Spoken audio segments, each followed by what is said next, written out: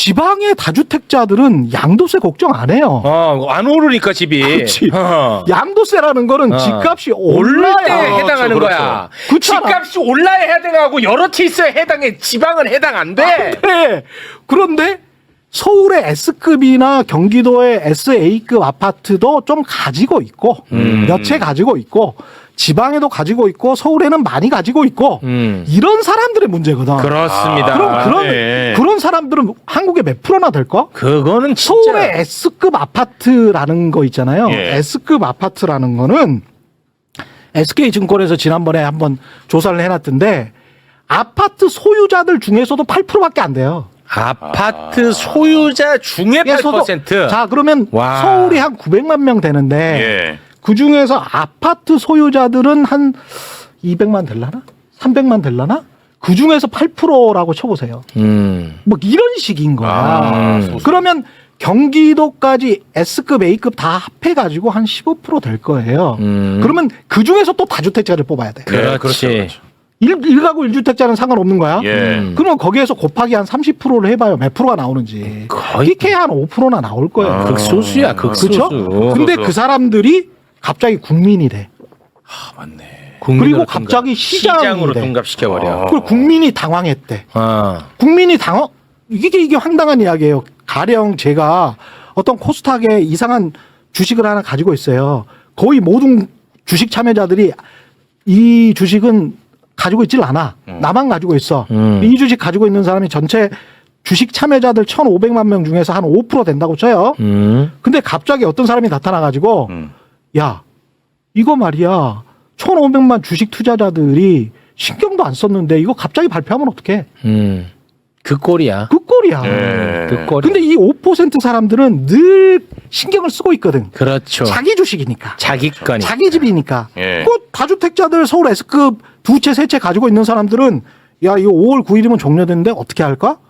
증여할까? 고민하고 있었겠지. 아들한테 증여할까? 예. 아니면 팔까? 고민하고 있었어. 그렇겠죠. 이 사람들이 왜 이게 지금 100억, 200억짜리 주택을 말하는 거예요. 네. 합하면. 그리고 그 정도의 자산. KB 금융 부자 보고서에 있는 47만 명 안에 드는 사람들 이야기입니다, 이게. 네. 예, 근데 그 사람들이 이게 관심이 없어? 당연히 관심 있지. 관심 많죠. 근데 우리 일 아니니까 관심 없어. 나는 없었고. 네. 나는 없었지. 솔직히 유예했다는 사실 몰랐다는 사람이 더 많아. 그렇지. 그러니까 갑작스럽지. 예. 근데 그게 내일이야? 내일 아니잖아. 아니잖아. 뭐가 내일 있어야지 아니잖아. 내일이지. 네. 그러니까 그걸 말을 이렇게 바꿔버리지. 거기다가 어떤 말도 바꾸냐면요. 다주택자라는 말도 조그맣게 하고 양도세 중과 시행 후폭풍. 이게 1월 25일 연합뉴스 첫 번째 보도예요. 헤드라인이. 양도세 중과 시행 후폭풍이라고 해. 양도세 중과 시행이 후폭풍이야? 우리가 유예라고 하면요. 영어 써서 죄송합니다만 그레이스 피리어드예요. 그레이스야, 그레이스. 은혜가 넘치잖아. 은혜. 혜택을 주는 기간이야. 4년 동안 특혜 혜택을 주는 특혜 기간이라고. 그래. 특혜 기간이 종료가 된 거야. 그럼. 다주택자의 양도세 특혜 기간이 종료가 된 거잖아. 네. 그러면 다주택자 양도세 특혜 정상화 됐다. 요 정도가 적당한 거 아닌가? 그게 그 중립적 표현이죠. 그치? 중립적 그러니까 표현이야. 중립적 표현이 아니고 이거는 누구 관점이냐면 다주택자들 관점이란 말이야. 아까 5% 다주택자들? 그 사람들한테는 후폭풍이야. 그렇습니다. 그렇겠죠. 그 사람들한테는 마음에 타격이 있어. 예. 그 사람들은 철렁거려. 아, 내가 가격이 낮춰서 좀 내놔야 되나? 그러면 내가 이득이 아닌데? 그럼 우리가 삼성전자가 막 이렇게 올라갔다가 이렇게 떨어졌어. 근데 내가 17만 원에 팔 걸. 그게 내 가격이야? 아니잖아. 누구도 그거를 가격이라고 인정하지 않아. 예. 그거는 내가 판 가격이 가격이에요. 그렇습니다. 그렇죠? 네. 시장 가격은 이미 형성돼 있는 거죠. 내가 급하면 파는 거야. 하는 거야. 그렇잖아요. 네. 근데 왜 17만 원에 안 판 자신을 탓해야지. 왜 시장을 탓해? 이건 말이 안 돼. 자, 그러면 정부는 또 무슨 역할을 하냐? 정부는 가격은 그렇잖아요. 가격은 공급과 수요에 의해서 결정이 되잖아요. 우리가 중학교 때 다 배웠잖아. 네. 정부는 뭐 하는 데가 정부야? 정부는 우리가 중학교 때 배웠잖아요. 사회 시간에. 한정된 자원의 효율적 배분을 하는 곳이 정부야. 그렇잖아요. 그렇습니다. 한정된 자원이 어디야? 한정된 자원 세금. 아니, 한정된 자원은 땅 같은 게 땅 한정된 얘기할 자원이지. 거야? 땅이잖아. 묻지 말고 얘기해. 부동산이잖아. 부동산은 한정된 자원이잖아요. 네, 이게 그래. 얼마나 한정됐냐면 가장 한정된. 우리 헌법에 국가를 구성하는 3요소 있잖아. 네. 영토 국민 주권. 영토잖아. 영토야. 헌법에 있잖아. 네. 이게 얼마나 한정됐고 얼마나 헌법적이고 얼마나 공공적이야. 그렇습니다. 아니 그러면 우리가 막 통일하고 막 어디 가서 막 확장시켜서 우리 영토를 막 늘릴 수 있어? 아니잖아. 트럼프는 가능하죠. 그게 수십 년 동안 강남에 집중돼서 개발된 건 사실이잖아요. 네. 그렇잖아요. 그렇습니다. 국가의 모든 자원과 역량이 강남 쪽에 쏠렸잖아. 수십 년 동안. 국가가 특혜 준 거예요. 그렇죠. 그렇죠. 그러면 정부의 역할이 뭐라고? 한정된 자원의 효율적 배분. 효율적으로 배분됐어? 아니죠. 아니 축구를 하는데 예. 그라운드를 넓게 써서 막 이쪽 저쪽으로 패스를 하고 네. 손흥민이 막 이쪽 저쪽으로 뛰어가야 골이 나오지. 그렇죠. 그렇죠. 예. 효율적 한쪽에서 특혜. 맨날 무슨 뭐 우측에서 맨날 박지성이만 이용하면 골이 나옵니까? 그쪽은 다 막고 있는데 그렇죠. 안 된단 말이야. 안 돼. 이제 됐어. 안 그만해. 돼, 안 돼. 이제 그만해. 됐어. 이제 요 정도면 충분히 전달됐어. 이해됐지? 됐어. 이해됐지? 이제 됐어. 완벽합니다. 완벽합니다. 완벽해요. 예. 됐다. 예. 아, 깔끔하다.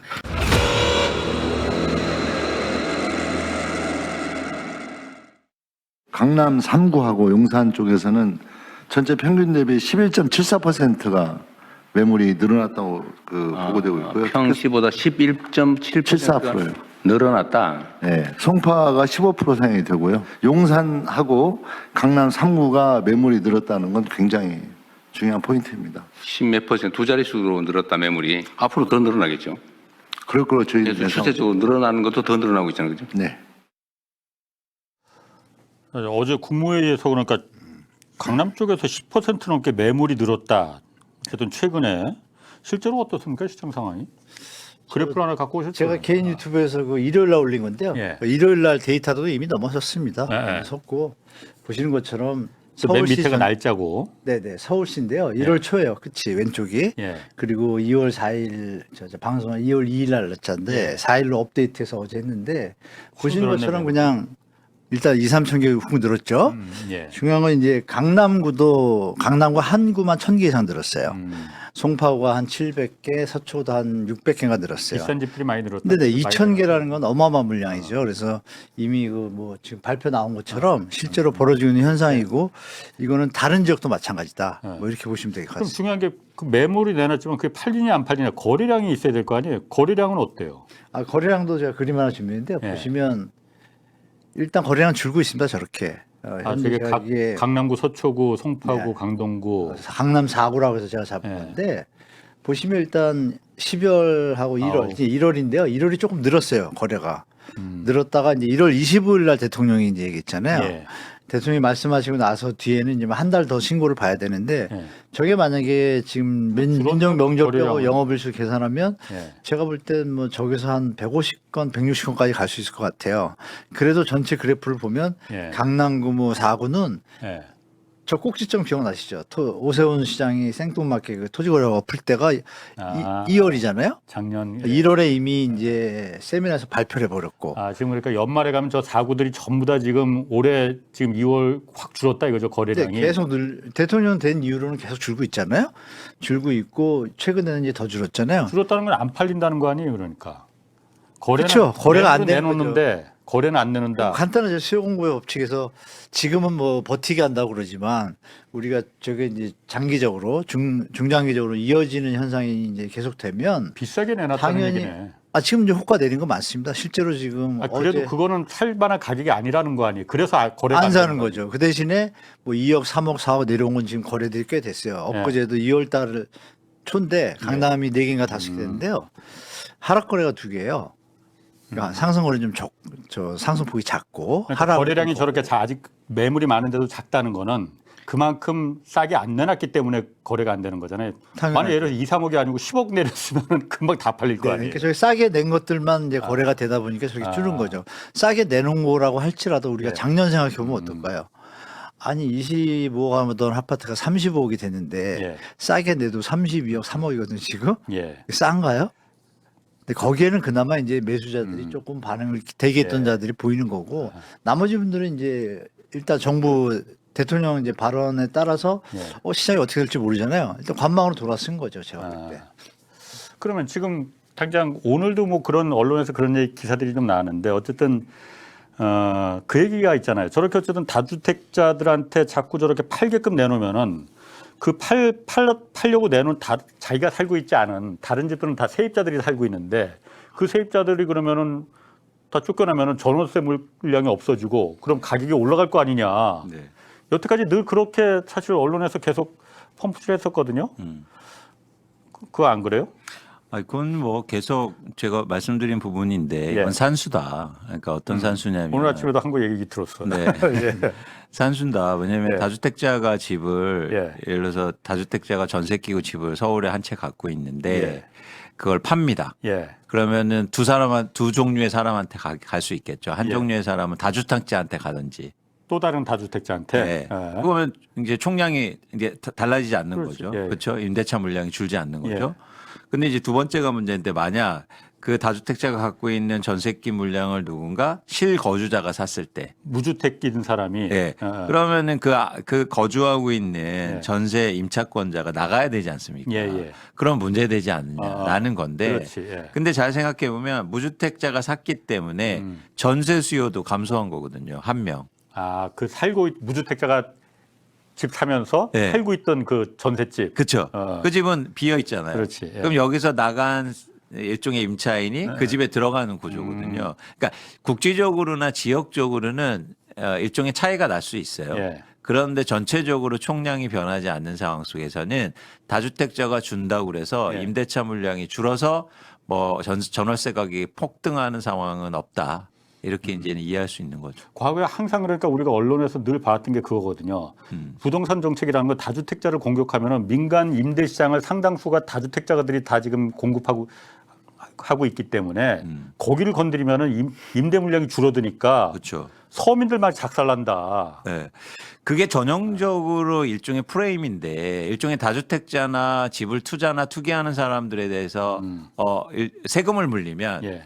그 피해가 서민들과 그리고 임차인한테 간다는 거예요. 예. 쉽게 말해서 보유세를 올리면 임대료 올릴 거다. 이게 전형적이고. 그다음에 말씀하신 것처럼 다주택자가 팔면 임대차 물량이 줄어서 전월세 가격이 폭등할 거다 이런 얘기인데 그건 한국에 임대하는 그 임대인들의 특성을 몰라서 하는 말입니다. 특성? 어떤? 네. 그러니까 아주 독특한 특성이 있는데 첫 번째는 뭐냐면 신축하는 임대 사업자들이 아니에요. 구축을 매매해서 임대 사업을 하는 거죠. 예. 그렇죠? 예. 그래서 다주택자가 증가한다고 그래서 예를 들어서 다주택자가 내가 뭐 예를 들어서 아파트를 지어서 다주택자를 댄 경우에는 시장에 공급이 증가하죠. 그렇죠. 예. 그런데 우리나라 다주택자들은 시장에 있는 걸 사기 때문에 전체 총량의 변화가 없어요. 가격만 올리는 거예요. 수요가 증가하니까. 예. 사실 이 문제가 있고 두 번째는 뭐냐면 우리나라 임대사업자들은 대부분 시세 차익이 목적입니다. 그렇죠. 그러니까 그게 목적입니다. 분양 임대료가 목적이 아니고. 근데 다른 나라는 임대료를 받는 게 목적이에요. 그렇죠. 예. 그래서 그러면 이게 전형적으로 어떤 차이점이 발생하냐면 임대료를 받는 게 목적이면 임대인들은 임차인들이 장기 거주하고 안정적으로 거주하고 예. 그래서 집에서 예를 들어서 녹물이 나와도 고쳐주고 이래야 돼요. 임대료를 받아야 되니까. 근데 우리나라 임대인들은 안 고쳐줘. 안 고치죠. 왠지 아세요? 빨리 이사 가는 게 유리해요. 빨리 회전되는 게. 그래 왜 유리하죠 그게? 전세가를 올릴 수 있으니까. 전세가를. 예, 이사를 다니면서 예. 새로운 임차인이 들어오고 새로운 말로서 가면 갈수록 전세 가격이 올라가거든요. 예. 그러니까 우리나라가 예를 들어서 노후주택이 이렇게 많고 다른 나라도 보면은 주택이 막 50년, 60년, 100년, 80년 된 거 있습니다. 예. 그런데 계속 리노베이션 하거든요. 근데 우리나라는 하지 않아요. 예. 왜냐하면 빨리 이사 가는 게 좋거든요. 그 이번에 이중구 교수가 그러니까 그 비슷한 얘기를 했어요. 그러니까 오늘 그 기사를 그 본인이 그러니까 SNS에 올렸는데 지금이 그러니까 아까 말씀하신 대로 전월세 시장 걱정할 거 없다. 그 언론들의 거짓말이다라고 하면서 지금이 주택 가격을 안정시킬 처음이자 마지막 기회다 이 얘기를 했거든요. 진짜 그래요? 저는 두 가지를 말씀드릴게요. 우리 이 대표님이 말씀 주신 거 이제 추원 드리면 예. 전월세 걱정할 거 없다 그랬는데 그거는 이론적으로 맞는데 실제 시장은 그렇지 않습니다. 그래요? 어떻게 작동하지? 그러니까 간단하게 일단 이 대표님 말씀하신 걸 예. 정리하면 다주택자 이 얘기는 이제 그동안 우리가 20년 동안 쉽게 말하면 국민들이나 예. 전문가들이나 가스라이팅을 당했는데 예전에도 제가 얘기했음에도 불구하고 잘 안 퍼져요. 언론들이 그걸 싣지 않으니까. 간단하죠. 아까 말씀하신 똑같아요. 총량이 있는데 집이 왔다 갔다 하면 무주택자 거주가 되면 이 총량이 변하지가 않잖아요. 예. 그러니까 물건이 늘어날 게 뭐가 있어요? 없죠. 예. 그래서 원래는 신축 임대사업자들만 혜택을 줘야 되는데 이거를 이제 아시겠지만 기득권들이 묘하게 다주택자가 사면 전세 공급이 늘어난다는 논리를 프레임을 만들고 간 거예요. 그럼 다주택자가 안 사면 그러면 다주택자 살 때 거기 아까 그 얘기랑 똑같잖아요. 살던 사람이 전세입자인지 거주자인지 그걸 떠나서 예. 제로섬이잖아요. 그렇지. 나가는 순간. 그렇지. 근데 이게 이제 그동안 가스라이팅을 당한 거죠. 예. 그걸 이제 이비 대표님도 설명하신 거고. 그러니까 여긴 절대 속지 마라. 예. 신축 임대 사업자가 늘어나서 신축을 지을 때 물량이 늘어나잖아요. 예. 이럴 때는 도움이 되니까 혜택을 줘야 되는데 그동안 그거를 우리가 본의 아니게 가스라이팅 식으로 그런 것처럼 해왔는데 최근에 이제 저를 비롯한 뭐 이 대표님 몇 분들이 이제 이런 진보적인 팩트에 대해서 자꾸 지적을 하니까 조금 좀 잦아졌죠. 그거 다행인데 하겠어요. 예, 그건. 그리고 이제 전월세 시장에서 걱정하지 말라 이거는 어떤 문제가 있냐면 지금 정책의 약간의 미스매치인데요. 지금 이제 양도세 중과를 하니까 일부 지역들이 보통 이제 보면 뭐요 신축 대단지를 제외하고 일반 이제 기존 주택에서는 매매 물량하고 전세 물량이 이제 평균적이에요. 단지마다 다르지만 비슷합니다. 예. 뭐 20개 뭐 아니면 10개, 30개, 10개 이렇게 조금 차이가 벌어져부터 7대3 내지 5대5에서 왔다 갔다 해요. 근데 최근에 지금 어떤 일이 벌어지고 있냐면 전세 물량이 신축 대단지 특히 여기에다 수도권 중에 이제 한 10년 차 아파트들 예. 이 지역에서 지금 이상한 일이 벌어지고 있는데요.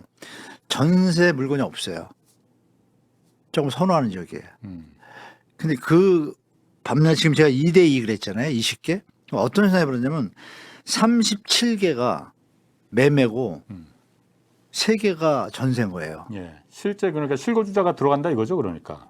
아니, 그러니까 그러니까 여기서 이제 전월세 걱정할 것이라는 오판을 좀 지우시라는 얘기죠.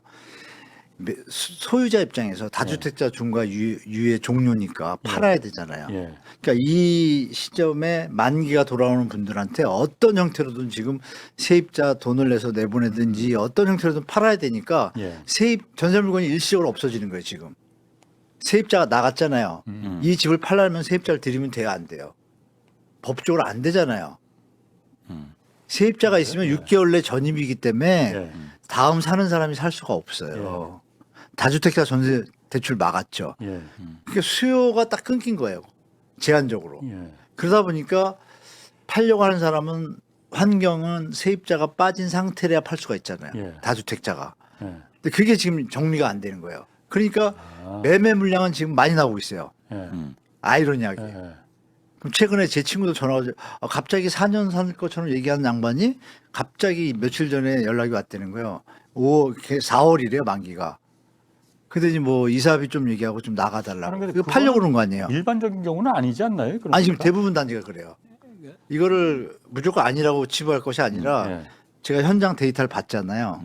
지금 그런 현상이 빚어지고 그러면 있으니까 전월세 시장에 진짜 충격을 줄 수가 있다는 거예요, 그러면? 전월세 시장에 상승 압박이 생기는 거죠. 그러니까 저는 그걸 병목 현상이라고 그렇죠, 보는 그렇죠. 거예요. 일시적인 병목 현상이에요. 그러니까 그러니까 그게 과정을 상시적이 될 수는 없을 것 같아요. 그 과정을 인내해야 되고. 그렇지. 그 그러니까 중요한 말이에요. 인내해야 돼. 근데 여기서 중요한 게 있습니다. 뭐냐면 조금 더 긴 흐름으로 보면 주택 가격이 떨어지면 전월세 가격이 떨어질 거예요. 그러니까 지금 병목 현상에서 나라는 병목 현상의 상황에서 나타나는 어려움을 계신 분들이 분명히 있어요. 예.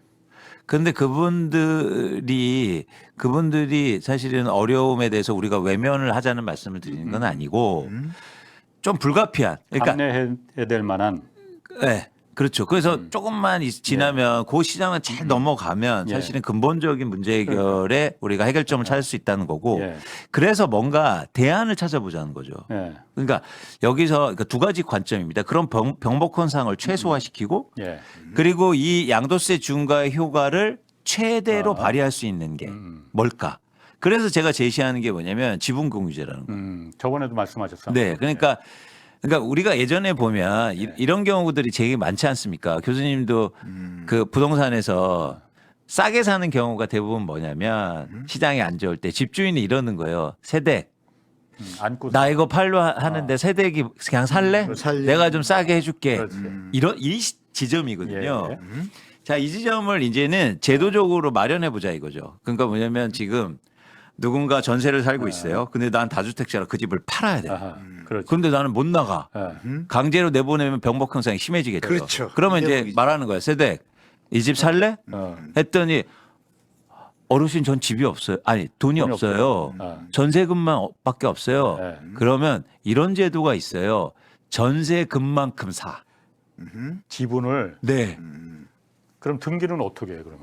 지분 등기. 지분 등기제 하면 지분 등기로 됩니다. 내 50% 등기. 네. 그러면 이제는 그러면 파는 사람들은 장점이 있어야 될 거 아니에요. 예. 파는 사람은 거기서 다주택자를 빼주자. 아, 혜택을 주자. 지분 공유를 하면은 다주택자에서 빼주자. 그렇죠. 그래야만이 그 사실 그 혜택이 가죠. 혜택이 가니까. 그리고 임차인은 좋은데. 거기에서 지분을 갖고 있으니까 안정적으로 장기 주거권을 갖게 되고 예. 그렇죠. 또 하나 임대료가 안 올라요. 예. 내 집에 사는데 예. 임대료가 안 올라요. 이 제안 너무 좋은데 빨리 나왔었는데 왜 이제 나왔어요? 아니 이분이 그렇게 한- 만든 아니야. 아 만든 아니라기보다는 교수님 제가 솔직히 말씀드리면 이 안을요 지난해도 민주당 가서 제가 다 얘기했어요. 거들떠보지도 않아요. 아 그건 뭐 그럼 만약에 임차 거기서 반을 갖고 있는 내가 임차인이었는데 세입자였는데 네. 50% 지분 그래서 그래 전세금만큼만 내가 그럼 안고 있을게 네. 했다가 나중에 나 안 살래 이거 나 그냥 그 50% 집주인한테 50% 받고 나 그냥 나갈래 이렇게 해도 되는 거예요 그러면은? 그렇게 해도 되죠. 그렇게 해도 그럼 되죠. 그럼 지분을 다주택자- 딴 사람한테 팔면 되죠. 그 대신 지분을 그 집주인 안 살 수도 있죠.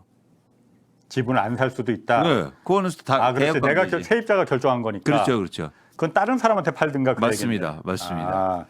그것도 생각해 볼 만한 방법이겠네. 이건 지금 이걸 잘 연구하면 네. 해답이 나올 것 같아요. 그렇죠. 지금 병목 현상 일시적인 우리가 감내해야 될 그 병목 현상. 미리 준비했으면 정말 좋았을 텐데. 그리고 여기서 또 늦지 않았어요, 한 지금. 가지 저는요. 지금도 늦지 않았어요. 교수님 우리가 시장을 볼 때 저는 그러니까 과거에 그러니까 이 시장에 그러니까 여러 가지 선택사항을 주는 것도 중요하고 또 하나 뭐냐면 제가 볼 때 저는 이게 전쟁이라고 생각하기 때문에 예. 전쟁에서 가장 좋은 방법은 상대방을 혼란시키는 거예요.